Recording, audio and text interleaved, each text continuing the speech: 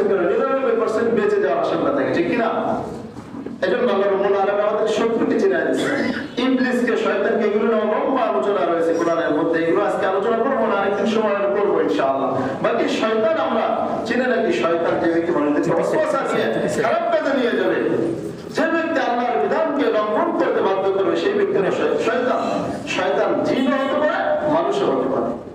মিনাল জিন্নাতি ওয়ান নাস, আল্লাহ রাব্বুল আলামিন পানা চাইতে বলেছেন যে তুমি পানা চাও মানুষ, শয়তান এবং জিন শয়তান থেকে।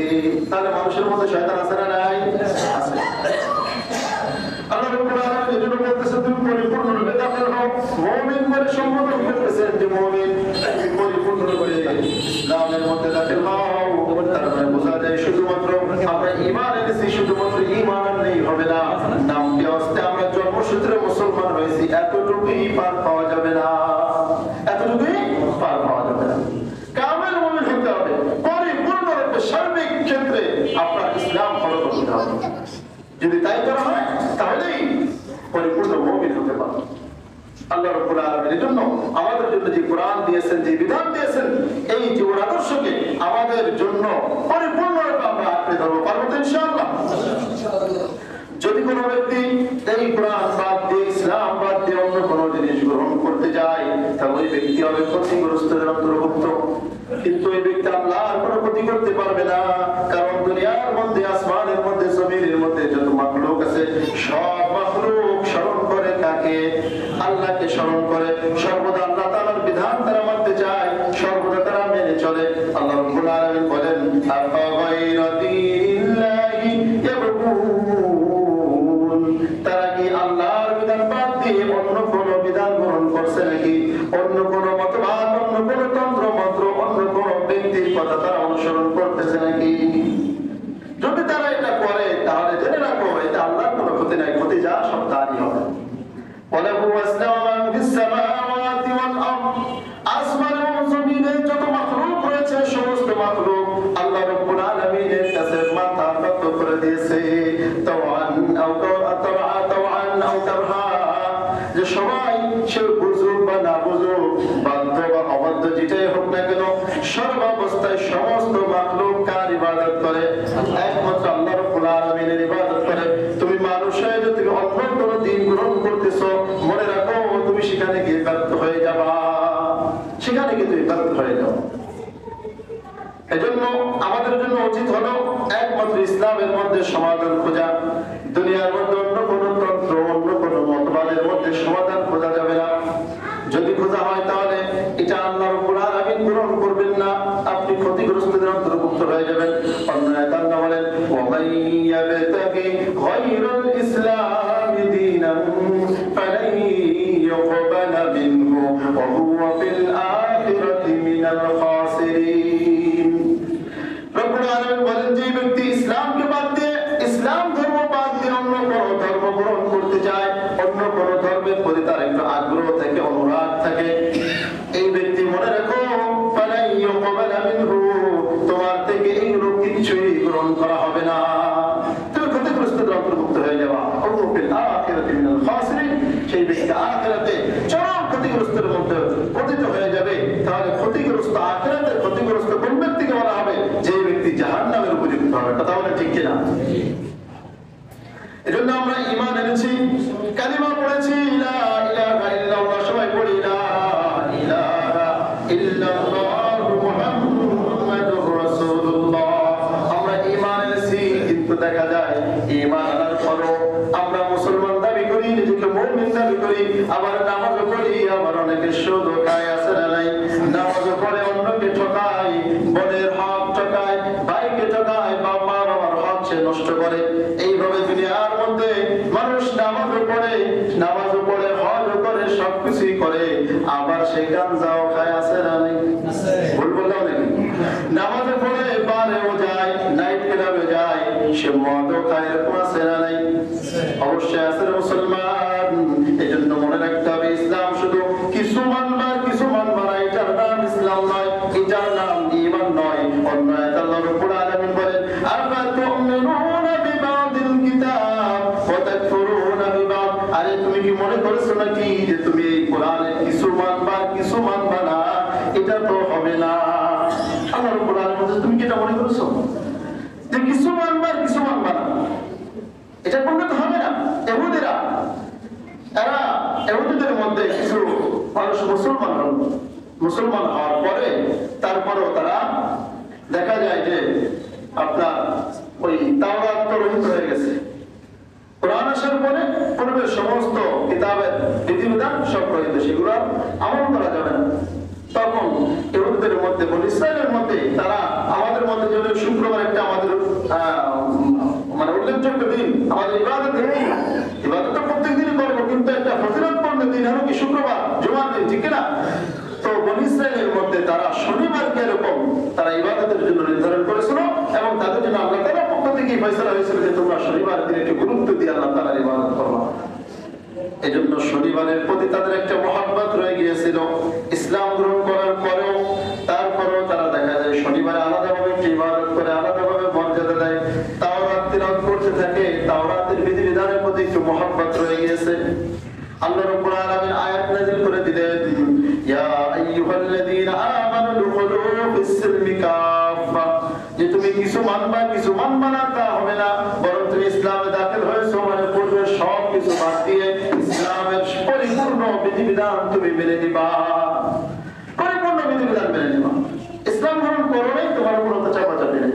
ইসলাম গ্রহণ করছো, লা ইকরাহা ফিদ-দীন, ইসলাম গ্রহণ করে নাই যে সেই ব্যক্তিকে চাপাচাপি করে তাকে ইসলাম গ্রহণ করার বিধান ইসলামে নাই। কিন্তু তুমি যদি ইসলাম গ্রহণ করো তাহলেই তোমার মধ্যে ইসলামের নিয়ন্ত্রণ, ইসলামের বিধিবিধান তোমার মানাটা আবশ্যক হয়ে যাবে।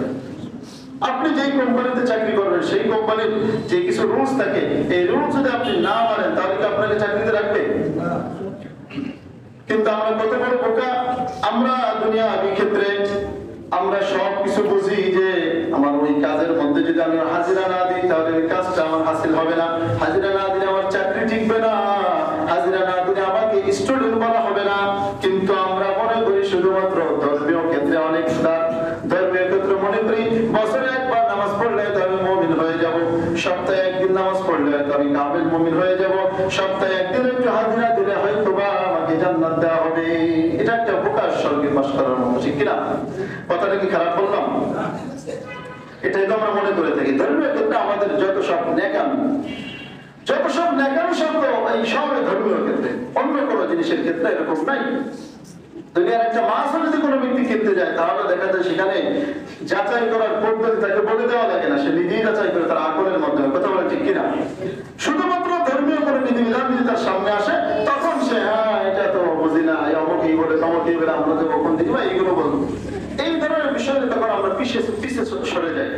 আমরা তখন ধর্মীয় বিধিবিধান মানার ক্ষেত্রে এত অলসতা, এরকম অলসতা অন্য কোনো জিনিসের ক্ষেত্রে আমরা করি না। এজন্য মনে রাখবেন, যদি কোনো ব্যক্তি একটা জামা পরিধান করে হাতা একটা ঢুকাইছে আরেকটা ঢুকায়নি, তাকে কি বলবেন? জামা পরেছে বলা যাবে? বলা যাবে না। আরেকজন মনে করেন একটা প্যান্ট পরেছে, প্যান্ট পরে একটার মধ্যে পা দিয়েছে আরেকটার মধ্যে পা দেয় নেই, আরেকটা নিচে ঝুলাইতে নিয়ে যাচ্ছে, এখন কি বলবেন? এই ব্যক্তি প্যান্ট পরেছে বলবেন নাকি? কেউ বলবে না। এটা যেমন বোঝা সহজ, আল্লাহ রাব্বুল আলামিন তেমনি ভাবে আমাদেরকে বোঝাচ্ছেন যে তুমি শুধু ইসলাম মানলা, মুমিন হলা, জন্মসূত্রে মুসলমান হলা, কালিমা পড়ে মুসলমান হলা, যেভাবে তুমি মুমিন হও না কেন, তোমার মুমিন হওয়ার পরে যদি তুমি ঠিক মতো যদি ইসলামের সমস্ত বিধিবিধান না মানো, তোমার নিজের মধ্যে যদি ইসলামের নিয়ন্ত্রণ যদি না আনো, তাহলে তুমিও মুমিন হতে পারবা না। বুঝে আসছে সেটা? সবকিছুর ক্ষেত্রে আপনি যদি পরিপূর্ণ না মানলে আপনি সেই ক্ষেত্রে সাফল্য অর্জন করতে পারবেন না, সেই ক্ষেত্রে আপনি কামেল হতে পারবেন না। শুধু আমরা স্বপ্ন দেখে আর মনে মনে ভাবি যে আমরা হয়তো পার পেয়ে যাবো, কিছু একটা হবেই, ব্যবস্থা একটা হবেই। দুনিয়াবি ক্ষেত্রে দেখা যায় যে অনেক জায়গায় রওনা দেন, কোনো ব্যবস্থা নাই, ওখানে যাওয়ার পরে একটা ব্যবস্থা আল্লাহ তাআলা করে দেয়। এরকম নিয়ত করে এরকম হয় বলে আমরা মনে করি আখিরাতে মনে এরকম হবে। কি বলেন? আখিরাতে এরকম হবে? আখিরাতে এরকম হওয়ার কোনো সুযোগ নাই। সেখানে তুমি দুনিয়া থেকে যা কিছু অর্জন করে যাবা শুধু সেটাই পাবা, এর বেশি কিছু তুমি পাইবা না, কম তুমি পাইবা না। একটু কম করবেন না, একটু তোমাকে বেশি দেওয়া হবে না। ভাইরা আমার, এজন্য পরিপূর্ণরূপে আল্লাহ রাব্বুল আলামিনের ইবাদত করব, পরিপূর্ণরূপে কোরআন এবং সুন্নাহকে আমাদের জীবনের জন্য জীবন আদর্শ হিসেবে গ্রহণ করতে পারবো ইনশাআল্লাহ।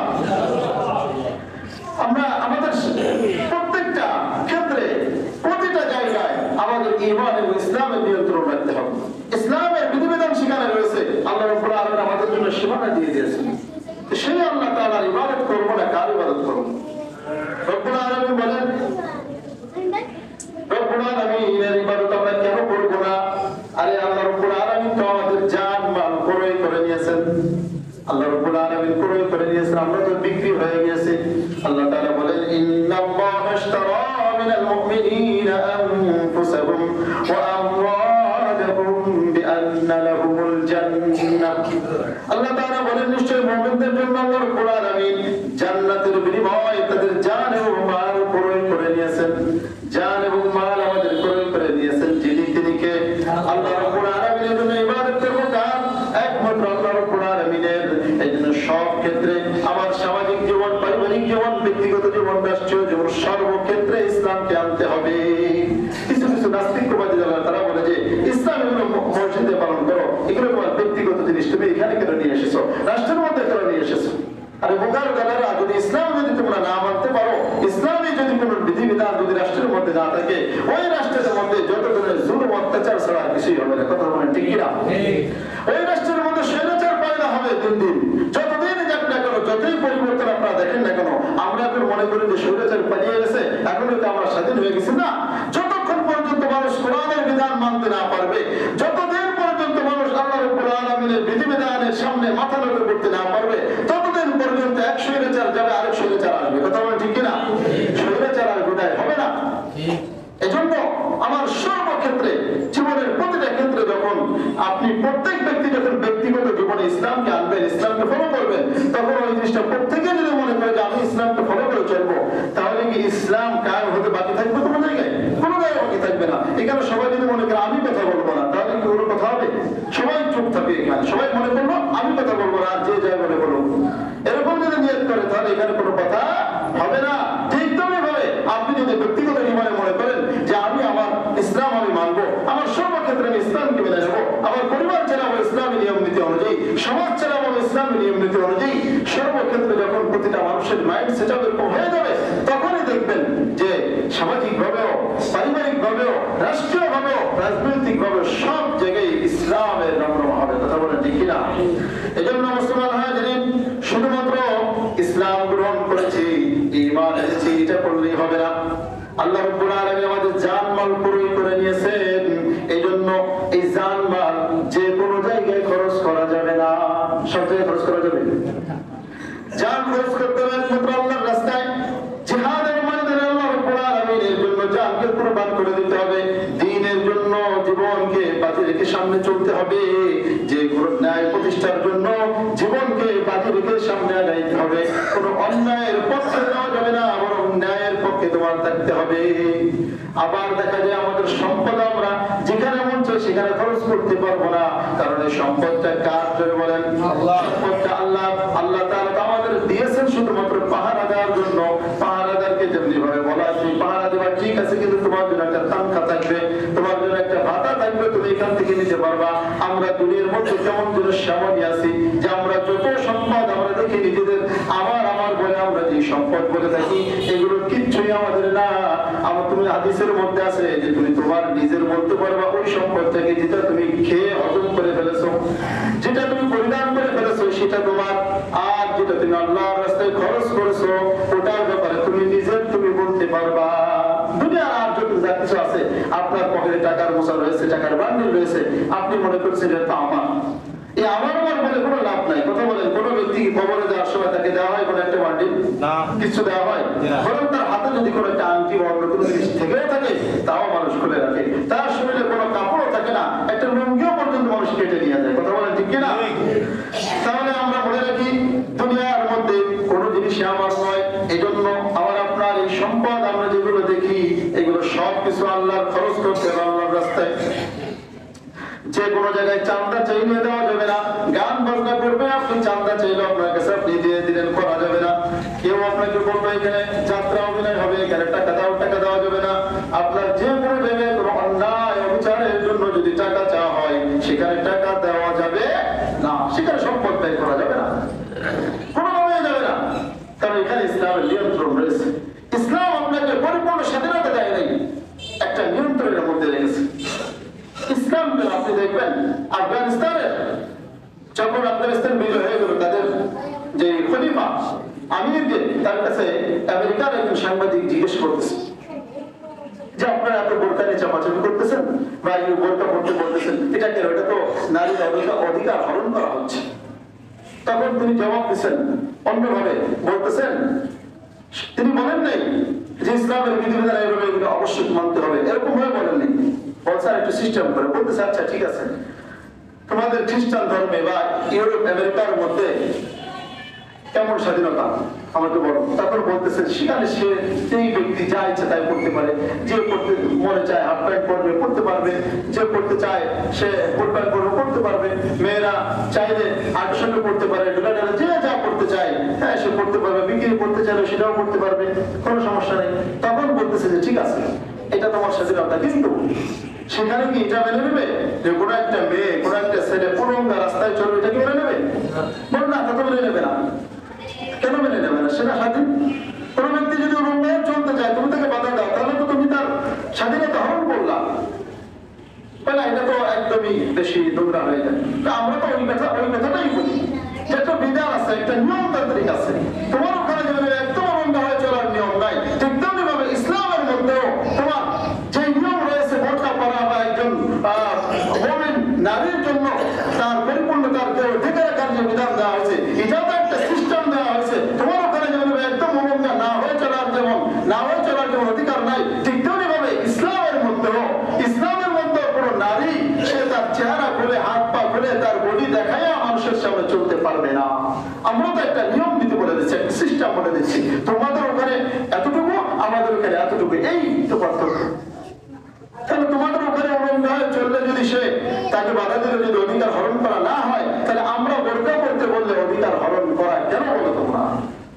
সাংবাদিক লাজবাব হয়ে গেছে ভাইরা আমার। এজন্য ইসলাম মাধ্যমে পরিপূর্ণরূপে ইসলামের ক্ষেত্রে সর্বক্ষেত্রে আমার আপনার স্বাধীনতা, একদম পরিপূর্ণ স্বাধীনতা দেয়নি। আমার আপনার বাক শক্তি রয়েছে, শ্রবণ শক্তি রয়েছে, চিন্তা শক্তি রয়েছে, দর্শন শক্তি রয়েছে, কিন্তু সবগুলো ইসলাম একটা নিয়ন্ত্রণের মধ্যে রাখতে বলেছে। পরিপূর্ণ স্বাধীন তুমি না। তোমার দেখার শক্তি আছে বলে তুমি যাচ্ছে তাই দেখবা, তোমার বলার শক্তি আছে বলে তুমি যাচ্ছে তাই বলবা, তা হবে না।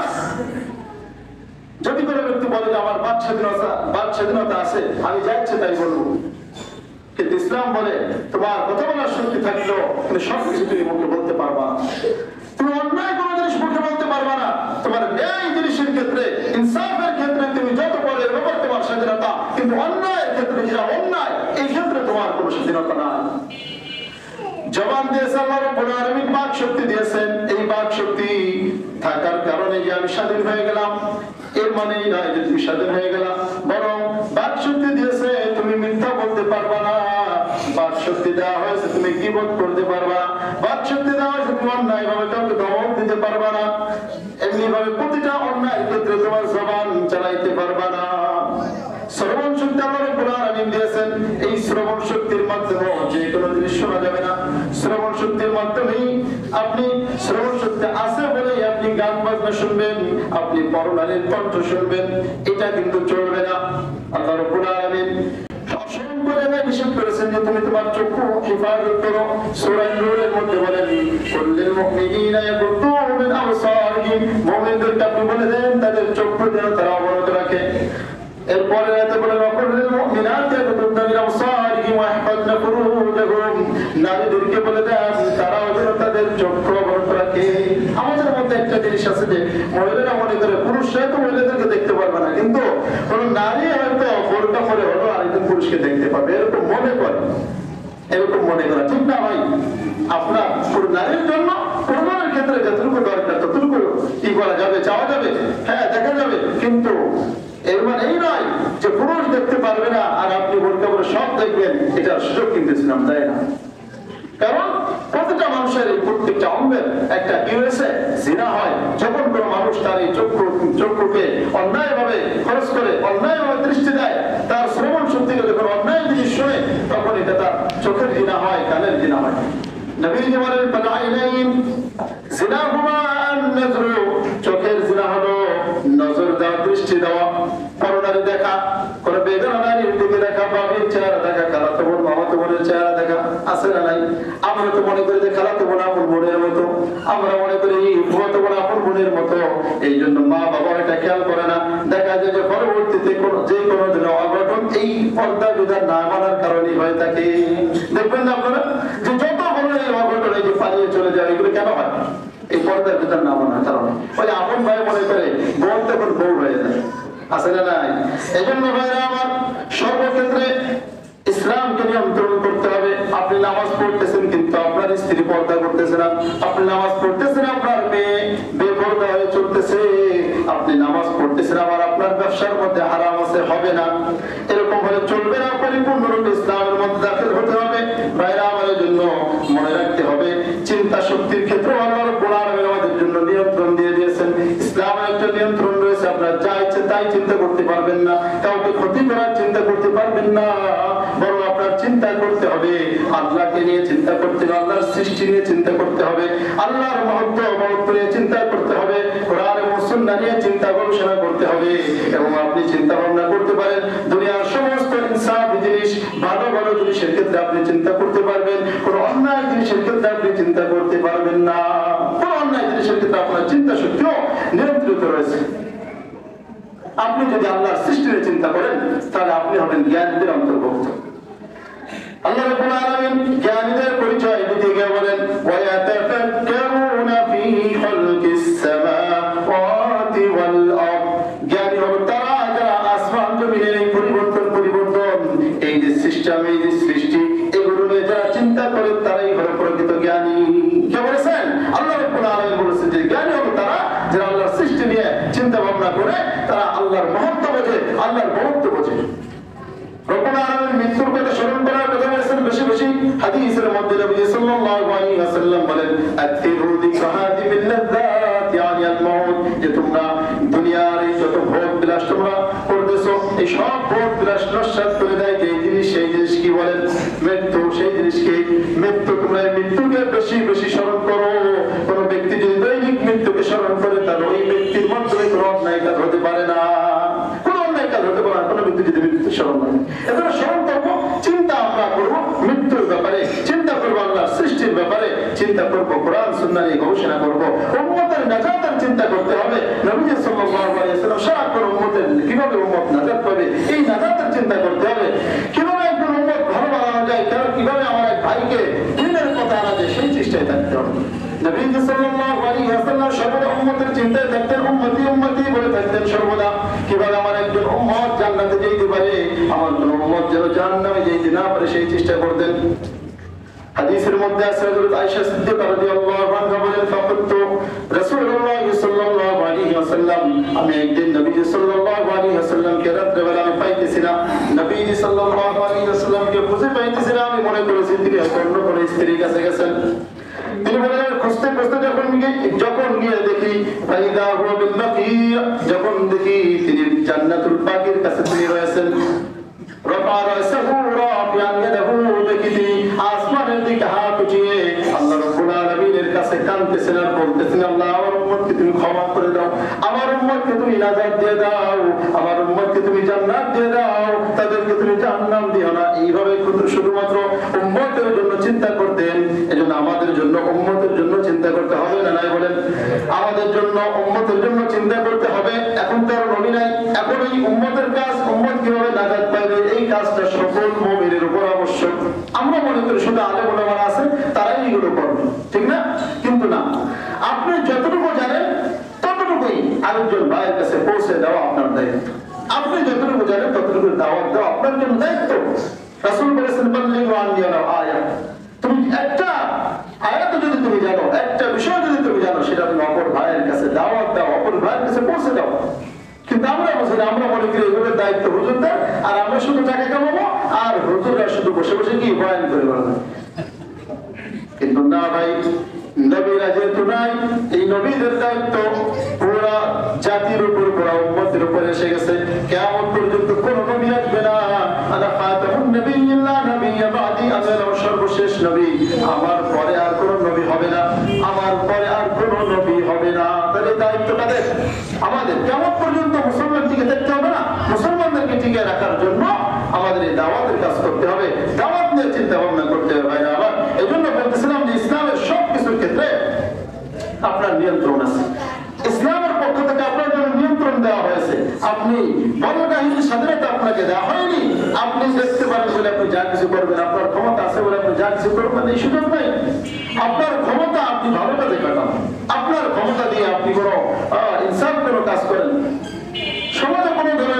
কোনো অন্যায় কাজ যেন হতে না পারে সেই চেষ্টা করেন। সমাজের মধ্যে একটা কমিটি গঠন করেন যে আমার সমাজে যেন প্রকাশ্যে কোনো গুনাহ না হয়, প্রকাশ্যে যদি কোনো জায়গায় গুনাহ হয় সেখানে আল্লাহর গজব নাযিল হয়, ভূমিকম্প হয়। আমাদের মসজিদ কমিটি যে আপনারা হয়েছিলেন, মসজিদ কমিটিরও একটা দায়িত্ব আছে।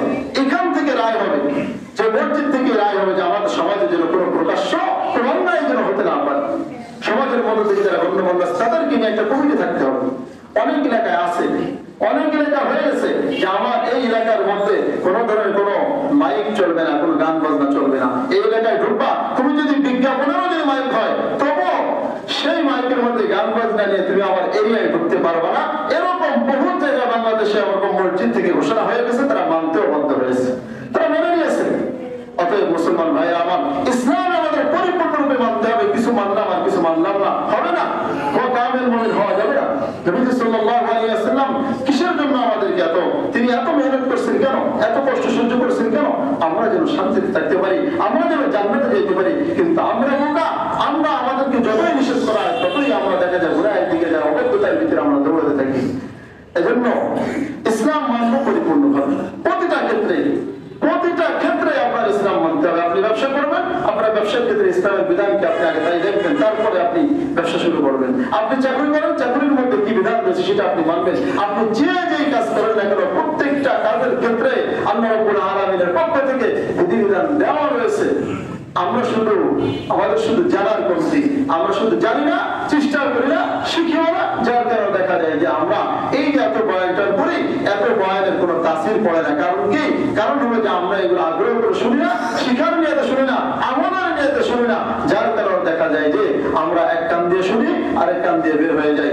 দেখা যায় যে এখান থেকে বের হয়ে যাওয়ার পরে বলবে যে বয়ানটা কেমন হয়েছে, মাশাআল্লাহ অনেক সুন্দর হয়েছে, তো বয়ানে কি বলছে একটু বলো তো, তা তো মনে নেই। এরকম হয় কিনা?